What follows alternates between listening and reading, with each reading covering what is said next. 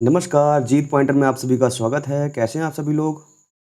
देखिए, घटना चक्र के पूर्वावलोकन की सीरीज़ में हम पॉलिटी सब्जेक्ट कवर कर रहे हैं और इसी क्रम में हमने संविधान संशोधन अध्याय शुरू किया है और आज उससे संबंधित प्रीवियस ईयर्स में आए हुए क्वेश्चन देखेंगे। चलिए शुरू करते हैं। पहला प्रश्न है, कथन ए, अनुच्छेद 368 के अंतर्गत संसद संविधान के किसी भी भाग में संशोधन कर सकती है। संसद भारत की जनता द्वारा निर्वाचित उच्चतम विधायी संस्था है, यहाँ पे बोला गया है। तो इसमें बोला गया पहला कथन देख लीजिए।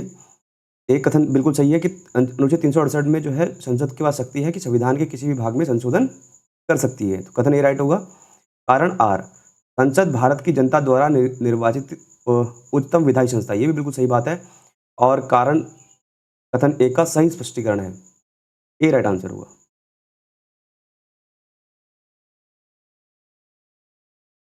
आगे देखेंगे प्रश्न संख्या 2। निम्न विधेयकों में से किस एक का भारतीय संसद के दोनों सदनों द्वारा अलग अलग विशेष बहुमत से पारित होना आवश्यक है? संविधान संशोधन विधेयक का जो है दोनों सदनों से अलग अलग विशेष बहुमत से, देखिए विशेष बहुमत से पारित होना आवश्यक है। आगे देखेंगे प्रश्न संख्या 3।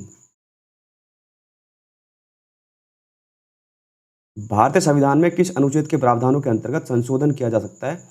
अनुच्छेद 368 के अंतर्गत, ये ध्यान रखेंगे। आगे देखेंगे प्रश्न संख्या 4। भारत के संविधान के किस अनुच्छेद में उसके संशोधन की प्रक्रिया दी गई है? अनुच्छेद 368 में। प्रश्न संख्या 5। संविधान में संशोधन की पहल की जा सकती है संसद के किसी भी एक सदन में, ठीक है? तो संविधान में संशोधन की पहल जो है संसद के किसी भी एक सदन में की जा सकती है, चाहे लोकसभा हो चाहे राज्यसभा। तो डी राइट आंसर होगा। आगे देखेंगे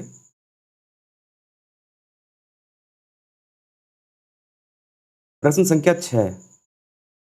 भारतीय संविधान में संशोधन के लिए विधेयक लाया जा सकता है या तो लोकसभा में या राज्यसभा में। सी राइट आंसर होगा। प्रश्न संख्या 7। निम्नलिखित कथनों पर विचार कीजिए।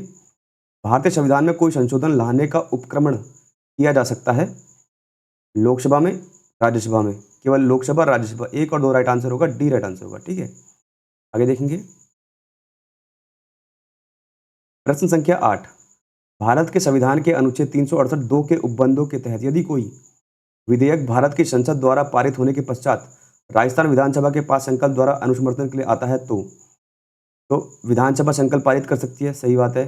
विधानसभा संकल्प अस्वीकार कर सकती है, ये भी सही बात है।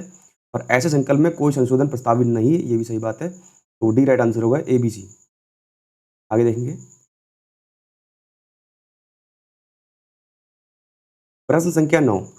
भारतीय संविधान के अनुसार निम्न विषयों पर संवैधानिक संशोधन के लिए कम से कम आधे राज्यों के विधानमंडल द्वारा संपुष्टि आवश्यक है। ये बोला गया कि भारतीय संविधान के अनुसार जो विषय दिए गए हैं, ये इनमें से संवैधानिक संशोधन के लिए कम से कम आधे राज्यों के विधानमंडल द्वारा संपुष्टि आवश्यक है। कौन कौन से विषयों पर ये पूछा गया है, ठीक है? देख लेते हैं। पहला है संविधान के संघीय प्रावधान पर, दूसरा सर्वोच्च न्यायालय के अधिकार पर और तीसरा संविधान संशोधन की प्रक्रिया, नए राज्यों का निर्माण अथवा राज्यों की सीमाओं तथा नामों में परिवर्तन। देखो ये तो वैसे भी गलत हो जाएगा क्योंकि राज्य विधानमंडल से इसका कोई संबंध नहीं है, संसद के पास शक्ति है इसकी, ठीक है? राज्यों का निर्माण करना, राज्यों की सीमाओं और नामों में परिवर्तन करना। और संविधान के संघीय प्रावधान में ये बिल्कुल सही है, संघीय में क्योंकि राज्य भी आ जाता है, ठीक है? और सर्वोच्च न्यायालय के अधिकार में और संविधान संशोधन की प्रक्रिया में जो है राज्य के विधानमंडलों द्वारा संपुष्टि आवश्यक है, ये ध्यान रखेंगे। संविधान के संघीय प्रावधान में, सर्वोच्च न्यायालय के अधिकार पर, संविधान संशोधन की प्रक्रिया में। तो ए राइट आंसर होगा। आगे देखेंगे, देखिए व्याख्या देख लेते हैं। भारतीय संविधान नम्य एवं परिवर्तनशील है। इसमें आवश्यकता अनुसार संविधान के अनुच्छेद 368 में दी गई प्रक्रिया के अनुसार संशोधन किया जा सकता है। भारतीय संविधान में 3 प्रकार से संशोधन किया जा सकता है। पहला है साधारण बहुमत द्वारा। संविधान में कुछ प्रावधान हैं जिन्हें संसद साधारण बहुमत से संशोधित कर सकती है। इस प्रकार के संशोधन को अनुच्छेद 368 के प्रावधानों के तहत संविधान का संशोधन नहीं माना जाता, ठीक है?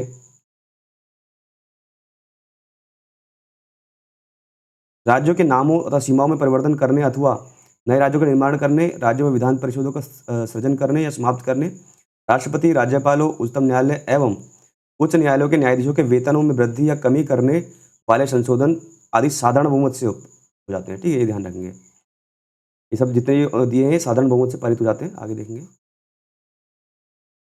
विशेष बहुमत द्वारा, ठीक है, विशेष बहुमत द्वारा अनुच्छेद 368(2) की प्रक्रिया के तहत संसद अपने प्रत्येक सदन के विशेष बहुमत यानी कुल सदस्य संख्या के 2/3 बहुमत मतदान करने वाले, ठीक है, से विधेयक पारित कर संविधान के अधिकांश अनुच्छेदों में संशोधन कर सकती है। तो इसे विशेष बहुमत कहते हैं, ठीक है, ये जो दिया गया है, ठीक है, कुल सदस्य संख्या के बहुमत और उपस्थित एवं मत देने वाले सदस्यों के 2/3 बहुमत, ठीक है, ये ध्यान रखेंगे। तीसरा है विशेष बहुमत तथा राज्यों के अनुमोदन से, यानी विशेष बहुमत भी होना चाहिए उसमें और राज्यों का अनुमोदन भी होना चाहिए। तो अनुच्छेद 368(2) के अनुसार संविधान में कतिपय प्रावधान ऐसे हैं जिनमें संशोधन करने के लिए संसद के विशेष बहुमत के साथ साथ कम से कम आधे राज्यों के विधानमंडलों का अनुमोदन प्राप्त करना आवश्यक है।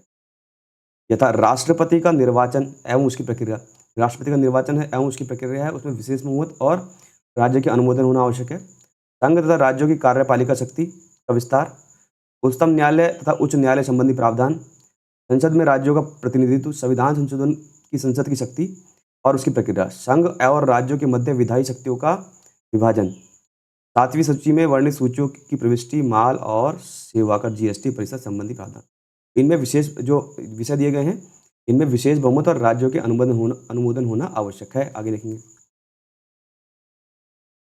प्रश्न संख्या 10, निम्नलिखित में से कौन से विषय हैं जिन पर कम से कम आधे राज्यों के विधानमंडलों के अनुसमर्थन से ही संवैधानिक संशोधन संभव है? तो कौन कौन से विषय हैं ये दिया गया है जिसमें आधे राज्यों के विधानमंडलों के अनुसमर्थन से ही संवैधानिक संशोधन संभव है।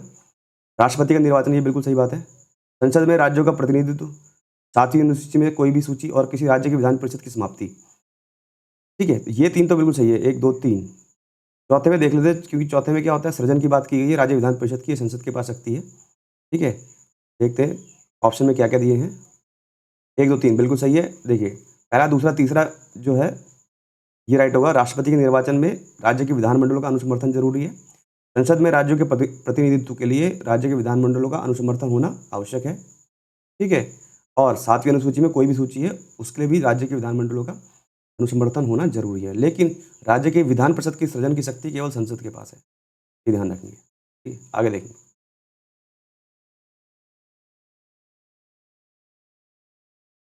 प्रश्न संख्या 11, निम्नलिखित कथनों पर विचार कीजिए। पहला है, भारत के संविधान में संशोधन केवल लोकसभा में एक विधेयक की पूरा स्थापना द्वारा ही प्रारंभ किया जा सकता है। ये कह रहे हैं भारत के संविधान में संशोधन केवल लोकसभा में एक विधेयक, ये बिल्कुल सही बात नहीं है।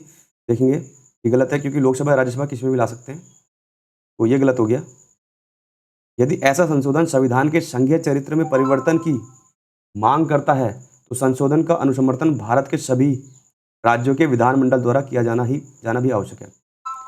यहाँ पे बोला जा रहा है, यदि ऐसा संशोधन संविधान के संघीय चरित्र में परिवर्तन की मांग करेगा तो संशोधन का अनुसमर्थन भारत के सभी राज्यों के विधानमंडल द्वारा किया जाना भी आवश्यक है। ये भी गलत बात है। राज्यों के विधानमंडलों से कोई संबंध नहीं है संविधान के संशोधन में, ठीक है, ध्यान रखेंगे। तो डी राइट आंसर होगा, ना तो 1 ना 2। आगे देखेंगे। प्रश्न संख्या 12, संवैधानिक संशोधन प्रक्रिया के संदर्भ में कौन सा सुमेलित नहीं है बोला गया है। पहला है, केंद्र और राज्यों के बीच कार्यपालिका शक्ति का विस्तार,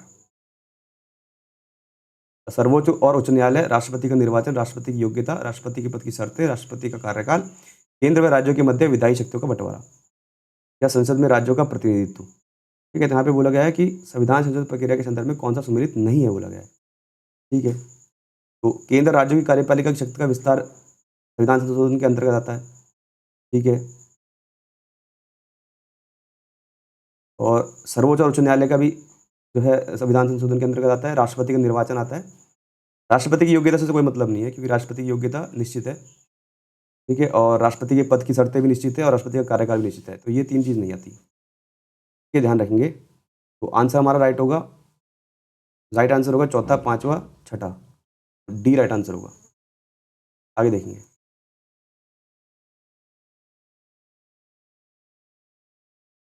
प्रश्न संख्या 13, उस स्थिति में जबकि लोकसभा द्वारा पारित किसी संविधान संशोधन विधेयक को उच्च सदन ने अस्वीकार कर दिया है। यहाँ पे बोला गया है कि जब लोकसभा द्वारा पारित किसी संविधान संशोधन विधेयक को उच्च सदन ने अस्वीकार कर दिया है, तब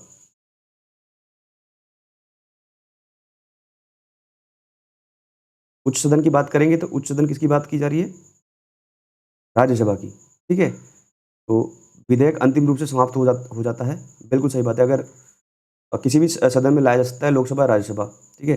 तो जिस सदन में लाया जाएगा अगर उसमें पारित हो गया तो फिर दूसरे सदन में जाएगा, और नहीं पारित हुआ तो विधेयक समाप्त हो जाएगा। ये संविधान संशोधन की प्रक्रिया में, ये ध्यान रखेंगे। ये राइट आंसर होगा। आगे देखेंगे प्रश्न संख्या 14। संविधान संशोधन से संबंधित निम्नांकित कथनों पर विचार कीजिए। ठीक है, अनुच्छेद 368 में संविधान संशोधन की 2 विधियों का उल्लेख है। ठीक है, बिल्कुल सही बात है। संविधान संशोधन की 2 विधियों का उल्लेख है।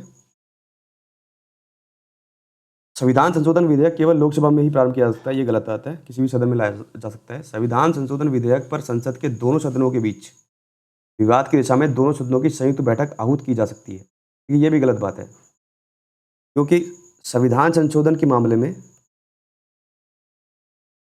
ठीक है, संशोधन के मामले में कभी भी संयुक्त बैठक नहीं बुलाई जाती, जो 108 के अंतर्गत है। ठीक है, और धन विधेयक में, ठीक है, 2 विधेयक ऐसे हैं जिनमें संयुक्त बैठक नहीं बुलाई जाती, संविधान संशोधन और धन विधेयक। तो ये गलत हो जाएगा।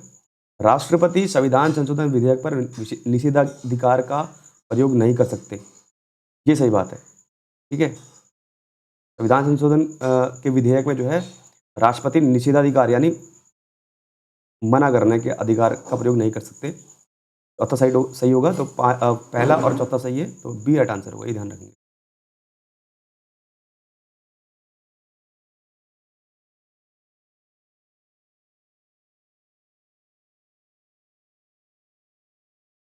ठीक है, आगे देखते हैं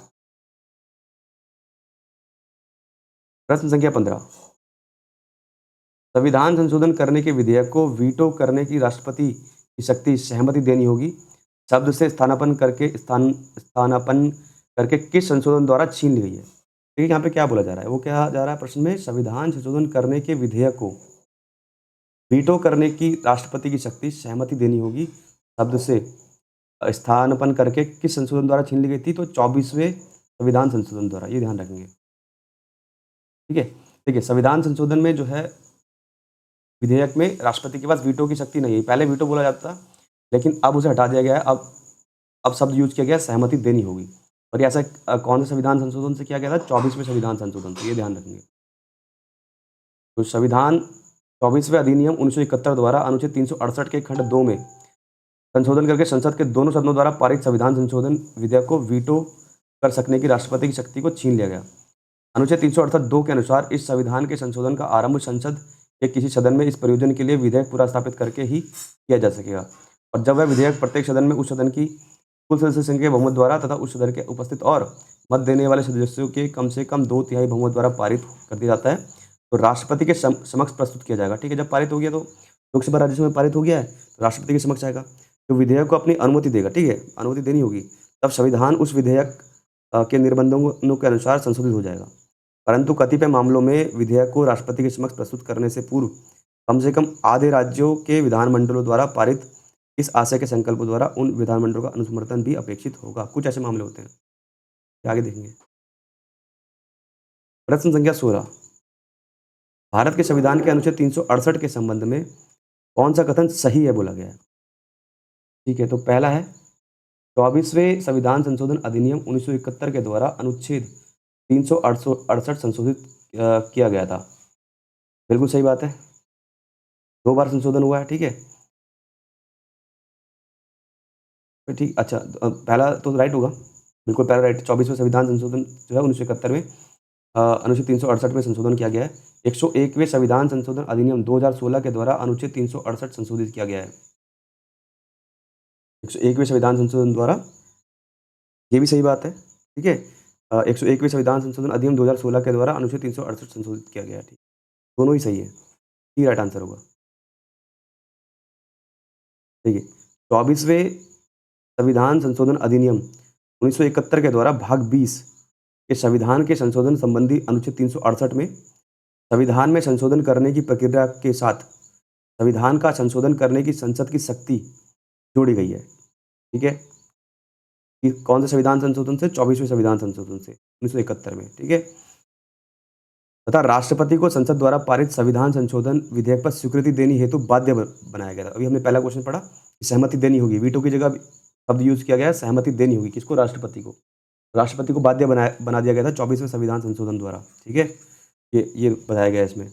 इसके अतिरिक्त इसी संशोधन से अनुच्छेद 368 के खंड 3 में के तहत यह प्रावधानित किया गया कि अनुच्छेद 13 की कोई बात इस अनुच्छेद के अधीन किए गए किसी संशोधन को लागू नहीं होगी। ठीक है? 101वें संविधान संशोधन अधिनियम 2016 द्वारा अनुच्छेद 368 के खंड 2 के परंतु के भाग क के अनुच्छेदों में अनुच्छेद 279 क को शामिल कर माल और सेवा कर परिषद संबंधी संवैधानिक प्रावधानों में संशोधन हेतु कम से कम आधे राज्यों के विधानमंडलों का अनुसमर्थन भी अपेक्षित किया गया था। ठीक है, समझेंगे। 24वां संवैधानिक संशोधन हुआ 1971 में। ठीक है, ठीक है, ये पहली बार हुआ है और इसमें जो है संशोधन किया गया और संविधान का संशोधन करने की संसद को शक्ति दी गई। ठीक है, कि संविधान में संशोधन कौन कर सकती है? संसद कर सकती है।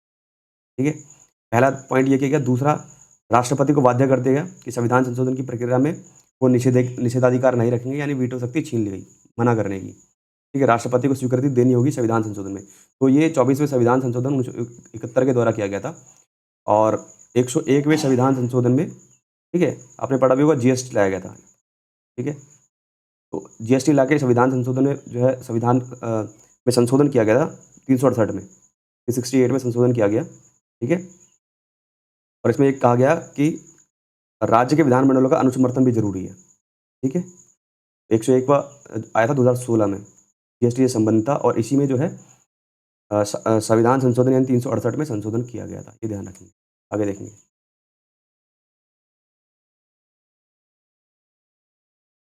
प्रश्न संख्या 17, भारतीय संविधान के लिए प्रथम संशोधन विधेयक लाया गया। ठीक है, तो ये बात की जा रही है 1951 की, 1951 की। पहला संशोधन हुआ था 1951 में। ठीक है, आगे देखेंगे। 9वीं अनुसूची जोड़ी गई थी इसमें, ध्यान रखेंगे।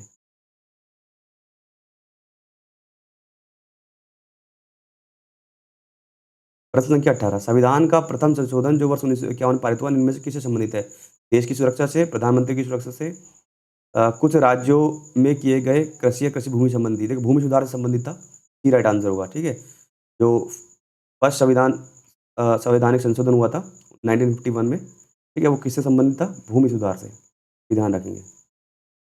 ठीक है, और भूमि सुधार में 9वीं अनुसूची में जोड़ा गया था। ठीक है, 9वीं अनुसूची जोड़ी गई जिसमें भूमि सुधार जोड़ा गया था 1951 में, पहला संविधान संशोधन हुआ था। ठीक है, वो यहाँ पे वही बोला जा रहा है, कुछ राज्यों में किए गए कृषि एवं कृषि भूमि संबंधी सुधारों के संरक्षण से। आगे देंगे। प्रश्न संख्या 19, भारतीय संविधान में 9वीं अनुसूची प्रवर्तित हुई थी प्रथम संशोधन द्वारा। ठीक है, आगे देखेंगे। प्रश्न संख्या 20, भारत के उच्चतम न्यायालय के न्यायाधीश की आयु ऐसे प्राधिकारी द्वारा और ऐसी रीति से अवधारित की जाएगी जिसका संसद विधि द्वारा उपबंध करे। ठीक है, तो भारत के उच्चतम न्यायालय के न्यायाधीश की आयु ऐसे प्राधिकारी द्वारा ऐसी रीति से अवधारित की जाएगी जिसकी संसद विधि द्वारा उपबंध करे। ठीक है, तो ये कौन से संविधान संशोधन से हुआ था? 15वें संविधान संशोधन। तो उच्चतम न्यायालय के न्यायाधीश की आयु जो है निर्धारित की गई थी। ठीक है, जिसमें कानून कौन बनाएगी? संसद कानून बनाएगी। ये 15वें संविधान संशोधन से किया गया था। आगे देखेंगे। प्रश्न संख्या 21, भारतीय रियासतों के शासकों के विशेष अधिकारों और पीवी परसों की समाप्ति कब की गई थी? वही जो रियासत थे और जो प्रिंसेस स्टेट थे, ठीक है, उनकी समाप्ति कब की गई? यहाँ पे पूछा जा रहा है 1971 में, 1971 में। ठीक है, उनके विशेष अधिकार समाप्त कर दिए थे रियासतों के। आगे देखेंगे। प्रश्न संख्या 22, निम्नांकित संवैधानिक संशोधन को सुमेलित कीजिए। ठीक है, दल बदल कानून आया था, यहाँ पे नागालैंड की बात की जा रही। पहला नागालैंड है 13वें संशोधन द्वारा। ठीक है, और 18वां नागालैंड, ठीक है, फर्स्ट नहीं, हाँ फर्स्ट, ठीक है, नागालैंड 13वें संविधान संशोधन द्वारा बना है। 18वां संशोधन दल बदल अधिनियम, राज्यों को पुनर्भाषित किया गया। राष्ट्रपति, उपराष्ट्रपति, स्पीकर और प्रधानमंत्री के चुनाव को चुनौती जो है दी जा सकती है। दल बदल तो आया था 52वें संविधान संशोधन द्वारा। ठीक है, देख लेते हैं एक बार, राज्यों को पुनर्भाषित किया गया। ठीक है, देखिए 18वें संशोधन द्वारा राज्यों को पुनर्भाषित किया गया था। ठीक है, तो ये हो जाएगा सी, जगह ए। 39वें संविधान संशोधन द्वारा राष्ट्रपति, उपराष्ट्रपति, स्पीकर और प्रधानमंत्री के चुनाव को चुनौती नहीं दी जा सकती। 39वें संविधान संशोधन द्वारा और 52वें संविधान संशोधन द्वारा दल बदल अधिनियम जोड़ा गया था, अनुसूची 10 जोड़ी गई थी। ठीक है, तो इस प्रकार सी राइट आंसर होगा। मैच कर लेना। पहला है 13वां नागालैंड जो जुड़ा 13वें संविधान संशोधन द्वारा। राज्य को पुनर्भाषित किया गया 18वें संविधान संशोधन द्वारा। राष्ट्रपति, उपराष्ट्रपति, स्पीकर और प्रधानमंत्री के चुनाव को चुनौती नहीं दी जा सकती 39वें संविधान संशोधन द्वारा। और दल बदल अधिनियम आया 52वें संविधान संशोधन। आगे देखेंगे प्रश्न संख्या 23। सूची फर्स्ट को सूची सेकंड के साथ सुमेलित कीजिए तथा नीचे दिए गए पूछे सही उत्तर चुनिए। ठीक है, यहाँ पे बोला जा रहा है 61वां संविधान संशोधन, 42वां संविधान संशोधन, 61वां, 38वां और 44वां। ठीक है, ठीक है। उद्देशिका में पंथ निरपेक्ष शब्द जोड़ा गया था 42वें संविधान संशोधन द्वारा। ठीक है, मताधिकार की आयु 21 वर्ष से घटाकर 18 वर्ष की गई थी 61वें संविधान संशोधन द्वारा। तो ये हो जाएगा 2 1। संपत्ति के अधिकार को मौलिक अधिकार मौलिक अधिकार से हटाया गया 44वें संविधान संशोधन द्वारा। 4। और न्यायिक पुनरीक्षण की शक्ति को परिसीमन किया गया ये 38वें संविधान संशोधन द्वारा। ठीक है, ये ध्यान रखेंगे। तो ये हो जाएगा 3। तो 4132 डी राइट आंसर, सॉरी 341, हाँ 3412, 3412 डी राइट आंसर होगा 3412। ठीक है, ध्यान रखेंगे। तो न्यायिक पुनरीक्षण की शक्ति का परिसीमन 38वें संविधान संशोधन द्वारा 1975 में किया गया था। संपत्ति के अधिकार को मौलिक अधिकार से हटाया था 44वें संविधान संशोधन द्वारा 1978 में। मताधिकार की आयु 21 वर्ष से घटाकर 18 वर्ष की गई थी 61वें संविधान संशोधन द्वारा 1988 में। उद्देशिका में पंथ निरपेक्ष शब्द का जोड़ा जाना 42वें संविधान संशोधन 1976 में। आगे देखेंगे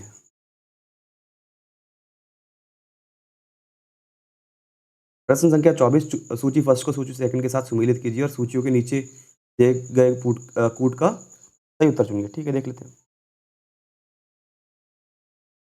यहाँ पे बोला जा रहा है 69वां संशोधन अधिनियम 1991 किससे संबंधित है। ठीक है, अभी अच्छा ठीक है, देख लेते हैं।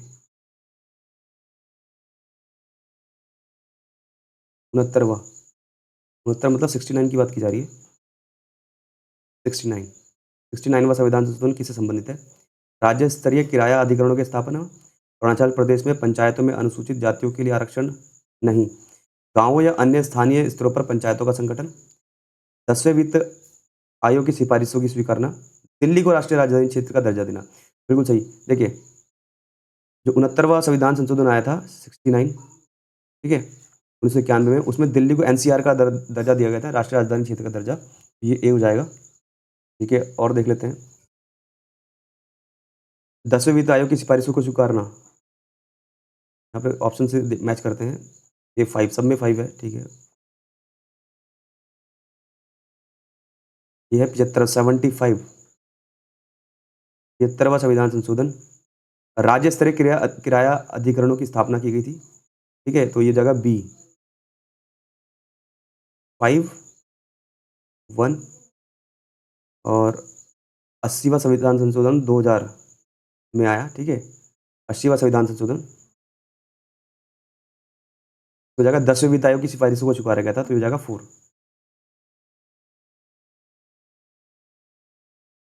और 83वां संविधान संशोधन ये आया आपका 2। तो यानी अरुणाचल प्रदेश में पंचायत से अनुसूचित जातियों के लिए आरक्षण नहीं हटाया गया, मतलब 2। ठीक है, 5142 ये राइट आंसर होगा। ठीक है, एक बार देख लेते हैं। देखिए, 69वें संविधान संशोधन 1991 द्वारा दिल्ली को राष्ट्रीय राजधानी क्षेत्र का दर्जा दिया गया था। 73वें संविधान संशोधन द्वारा 1994 में राज्य स्तरीय किराया अधिकरणों की स्थापना की गई। और 80वें संविधान संशोधन 2000 में 10वें वित्त आयोग की सिफारिशों को स्वीकारा गया था। और 83वें संविधान संशोधन से जो है अरुणाचल प्रदेश में पंचायतों अनुसूचित जातियों के लिए आरक्षण के लिए कोई आरक्षण नहीं की व्यवस्था की गई थी। ठीक है, ये ध्यान रखेंगे पंचायतों में। आगे देखेंगे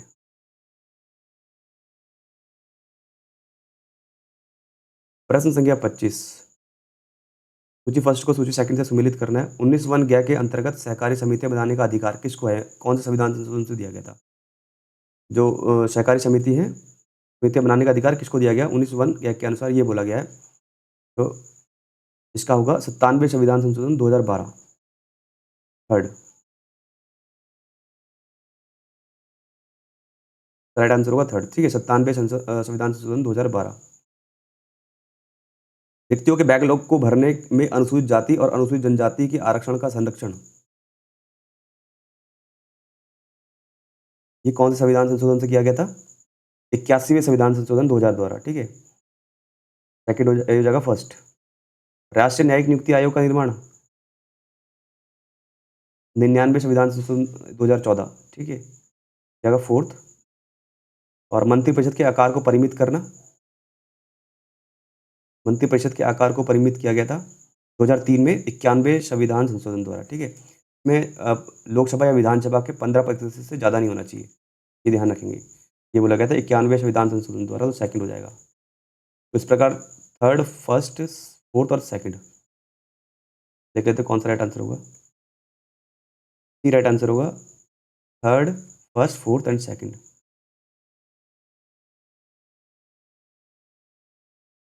ठीक है, तो सहकारी समितियों को बनाने का अधिकार दिया गया था 97वें संविधान संशोधन 2011। सहकारी समितियां बनाने का अधिकार रिक्तियों के बैकलॉग को भरने में अनुसूचित जाति या अनुसूचित जनजाति के आरक्षण का संरक्षण 81वें संविधान संशोधन 2000।